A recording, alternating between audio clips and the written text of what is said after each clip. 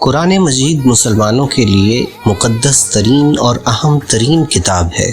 آئیے ہم آپ کو قرآن مجید کے متعلق کچھ دلچسپ معلومات دیتے ہیں۔ قرآن مجید میں جن پرندوں کا ذکر آیا ہے ان میں ابابیل، ہدہد، کوا اور تیتر شامل ہیں۔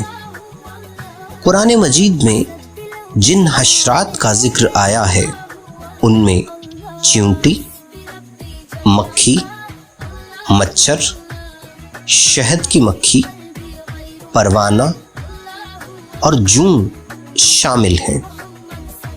اس کے علاوہ قرآن مجید میں مینڈک، سانپ اور اژدہے کا بھی ذکر ہے۔